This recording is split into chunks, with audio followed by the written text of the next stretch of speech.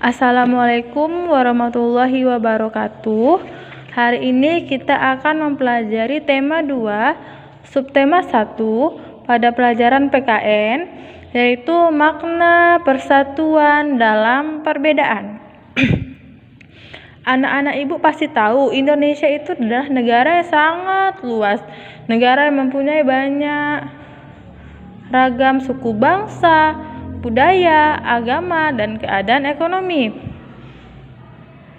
Jadi, ada beberapa contoh perbedaan di lingkungan sekitar kita yang akan ibu contohkan. Yang pertama itu, 1. Di keluarga besar kita sendiri yang paling dekat.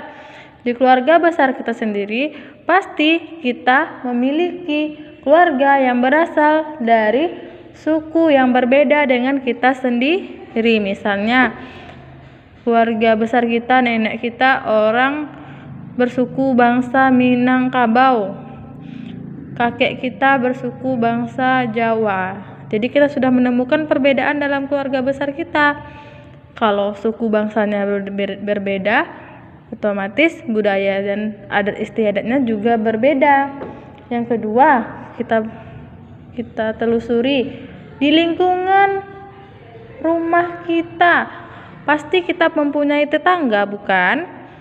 Tidak semua tetangga kita mempunyai suku bangsa yang sama dengan kita, budaya yang sama dengan kita, agama yang sama dengan kita, bahkan keadaan ekonomi yang sama dengan kita. Kita itu beragam. Yang ketiga, saat kita pergi berlibur, misalnya kita pergi libur ke provinsi lain, karena kita tinggal di Provinsi Riau yang mayoritasnya orang Melayu. Kalau kita pergi ke Provinsi Jawa, suku yang kita temui adalah suku Jawa. Budaya juga budaya orang Jawa. Yang keempat, di sekolah. Kalau di sekolah kita hanya bertemu satu agama, karena agama yang sekolah kita berlandaskan sekolah agama Islam. Kalau teman-teman anak ibu di rumah yang sekolah di sekolah umum atau sekolah negeri, mereka pasti bertemu dengan teman-teman yang berbeda agama. Itulah perbedaannya, tetapi tidak pernah berkelahi karena berbeda agama. Ada berapa Bu agama yang diakui di Indonesia? Ada 6. Sampai saat ini ada 6. Yang pertama Islam, yang kedua Kristen, yang ketiga Katolik, yang keempat Hindu, yang kelima Buddha, yang keenam Konghucu. Bu, itu perbedaannya Bu? Iya, itu perbedaannya. Perbedaan yang Ibu sebutkan barusan menandakan bahwa negara Indonesia itu negara yang sangat kaya. Bangsa kita adalah bangsa yang sangat kaya akan keberagaman. Untuk menjaga semangat persatuan dan perbedaan, kita perlu hidup dengan rukun, tidak berkelahi, tidak berbeda pendapat, tidak berselisih paham. Hidup rukun itu dapat dimulai dari lingkungan keluarga lingkup paling kecil, dari lingkungan keluarga. Misalnya, anak ibu suka makan bakso, anak adiknya suka makan nasi goreng. Itu adalah perbedaan makanan kesukaan, tetapi tidak boleh menjadikan itu perbedaan dan asal untuk berkelahi dan berselisih paham. Lalu di sekolah juga begitu, hingga di lingkungan masyarakat.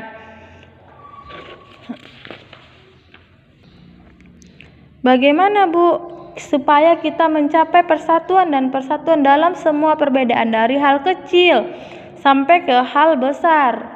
Bagaimana caranya? Ini caranya, sikap-sikap yang diperlukan warga negara Indonesia agar mencapai persatuan dalam perbedaan. Yang pertama adalah peduli. Peduli ini bagaimana Bu? Hidup rukun bermula dari sikap peduli. Sikap peduli ini sikap kita peduli terhadap orang lain. Peduli berarti menyadari bahwa orang lain juga mempunyai kebutuhan yang berbeda dari kita. Tidak setiap orang mempunyai kebutuhan yang berbeda-beda. Peduli juga berarti bahwa memahami sikap apa saja yang menyenangkan dan mengganggu orang lain. Peduli itu kita tahu sesuatu itu dapat menyenangkan orang lain dan sesuatu itu dapat juga mengganggu orang lain. Bisa membedakan mana hal yang menyenangkan dan mana hal yang mengganggu orang lain. Yang kedua, mendahulukan kepentingan orang lain. Sebagai bagian dari masyarakat Indonesia yang beragam, kita perlu mendahulukan kepentingan bersama di atas kepentingan pribadi. Kepentingan bersama di atas kepentingan kita sendiri atau kepentingan golongan kita. Kita harus menomorsatukan kepentingan bersama karena kita adalah masyarakat negara Indonesia.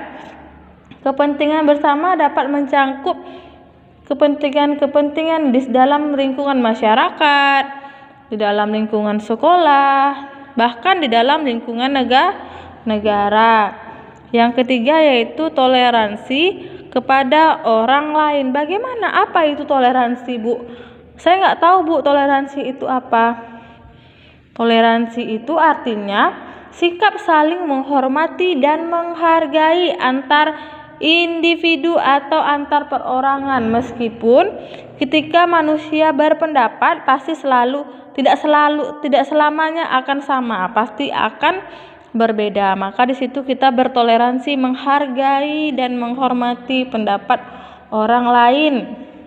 Toleransi ini merupakan sikap yang harus terus-menerus diterapkan, diaplikasikan di dalam kehidupan sehari-hari dimanapun anak ibu berada. Apa aja tuh, Bu? Setelah kita melakukan 3 hal ini, Bu, apakah ada, Bu, manfaat yang kita rasakan, manfaat yang diri kita rasakan, orang lain rasakan? Pasti ada. Yang pertama, kalau ketiganya kita lakukan dengan baik dan tidak ada kendala, pasti yang pertama yang akan terjadi itu menciptakan kedamaian. Tidak ada yang namanya bertengkar, tidak ada yang berselisih paham. Pasti semuanya hidup rukun dan damai. Yang kedua, hidup menjadi aman, nyaman, dan tentram karena tidak ada perkelahian.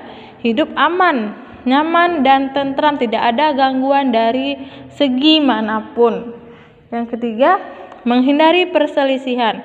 Ketiga, peduli dilakukan. Ketika mendahulukan kepentingan bersama dilakukan. Ketika toleransi kepada orang lain dilakukan. Pasti tidak akan ada perselisihan yang akan terjadi. Yang keempat, dapat saling membantu ketika mengalami kesusahan.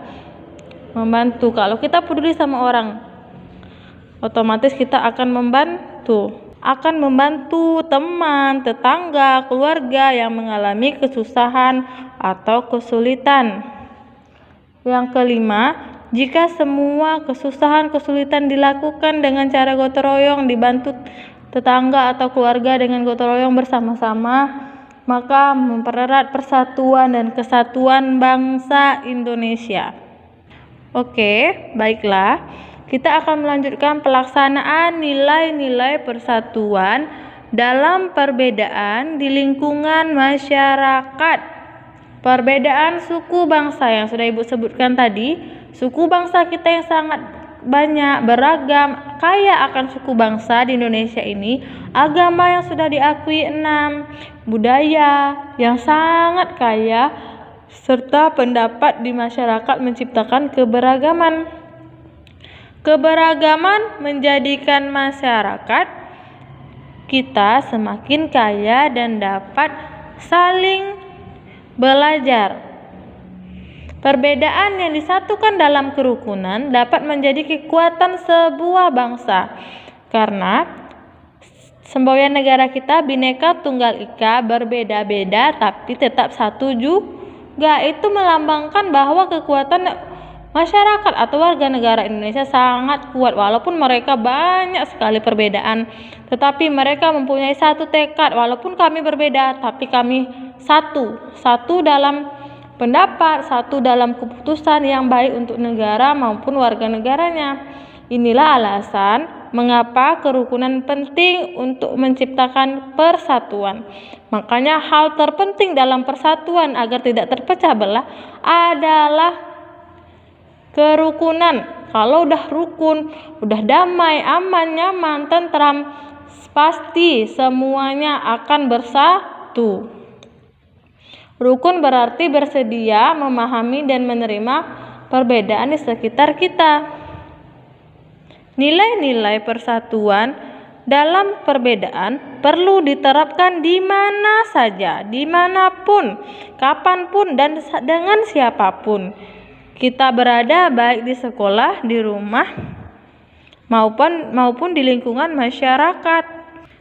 Di dalam lingkungan manapun kita harus bersikap peduli.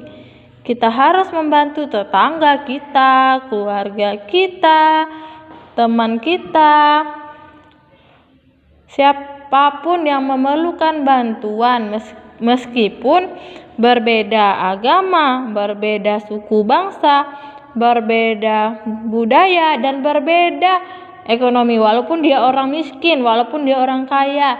Kalau seseorang itu membutuhkan bantuan kita, apapun derajatnya, siapapun dia, apapun pangkatnya, harus kita tolong. Kita juga perlu bersikap toleran di lingkungan masyarakat. Toleran tuh gimana, Bu? Yang tadi Ibu jelaskan. Apapun pendapat orang lain, kita harus mendengarkan, kita harus menghargai, harus menghormati, walaupun nanti pendapat itu tidak akan kita laksanakan.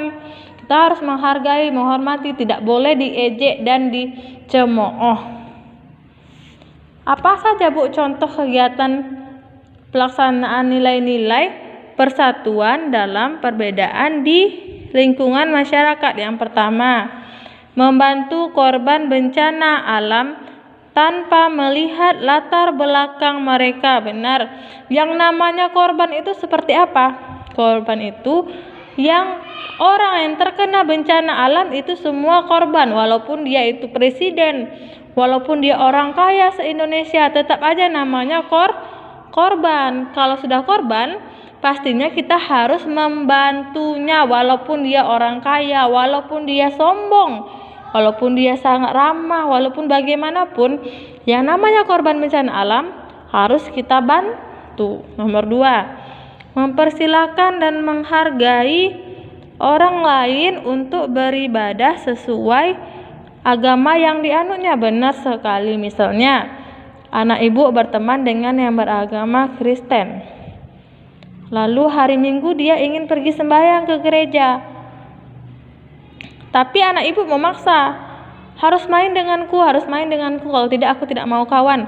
Itu tidak boleh, itu adalah hal yang sangat dilarang oleh siapapun, oleh agama manapun, karena di Indonesia kita berhak menentukan beribadah menurut agama kita masing-masing. Tidak ada paksaan harus beragama ini, harus pergi sembahyang hari ini, tidak ada, karena kita harus mempersilahkan dan menghargai orang lain untuk beribadah, untuk memilih agamanya masing-masing. Yang ketiga, membantu tetangga yang kesusahan meskipun berbeda suku atau agama. Keluarga yang paling dekat itu siapa? Saudara yang paling dekat itu siapa? Adalah tetangga. Tetangga itu mau kayak manapun, dialah orang yang paling pertama mengetahui kalau kita sedang mengalami kesulitan atau bencana atau musibah. Tetangga lah yang lebih tahu dulu daripada saudara kita yang jauh, karena mereka adalah saudara terdekat. Makanya sesama tetangga, walaupun kita berbeda agama, berbeda suku bangsa, berbeda derajat ekonomi pun kita harus membantunya. Karena jika kita membantu orang, insya Allah orang juga akan membantu kita. Kayak gitu, seperti itu. Lalu setelah kita melakukan dan menerapkan 3 hal tadi, Bu, ada manfaatnya? Pasti ada. Semua kebaikan, Semua yang baik-baik yang kita lakukan pasti ada faedahnya atau manfaatnya ke diri kita dan orang lain. Apa manfaatnya, Bu? Manfaat yang kita peroleh jika kita menerapkan nilai-nilai persatuan dalam perbedaan di masyarakat. Tadi yang Ibu sebutkan 3 ya. Yang pertama, kehidupan bermasyarakat menjadi aman, tentram, dan damai. Jika kita melakukan yang 3 tadi, tidak ada perdebatan di lingkungan masyarakat kita, lingkungan tempat tinggal kita tidak akan ada. Karena kita hidup aman, nyaman, tentram, damai, tidak akan ada perbedaan pendapat. Yang kedua, masalah lebih cepat selesai karena semua masyarakat bersatu. Misalnya ada masalah di dalam lingkungan tempat tinggal kita akan merembukkan bersama-sama masyarakat yang tinggal di daerah itu, karena musyawarah akan mendapatkan satu kata mufakat dan masalah akan lebih cepat selesai. Yang ketiga, yang terakhir, lebih banyak pendapat yang disampaikan ketika kita bermusyawarah. Kalau kita hidup damai, nyaman, sesuatu masalah akan dirundingkan bersama-sama, akan lebih banyak pendapat, maka akan lebih bagus keputusan yang akan didapat. Makanya anak Ibu dimanapun berada, nanti jika sudah dewasa, tolong diterapkan semua yang sudah Ibu sebutkan supaya kita hidup rukun walaupun dalam perbedaan yang sangat banyak. Namanya manusia pasti ada perbedaan. Walaupun perbedaannya sangat banyak, kita harus terapkan hidup yang rukun, tentram, damai agar tidak ada perselisihan. Baiklah, anak Ibu, hari ini tema 2, subtema 1, pelajaran PKN selesai dan silakan kerjakan tugasnya di rumah di buku tugasnya masing-masing. Assalamualaikum warahmatullahi wabarakatuh.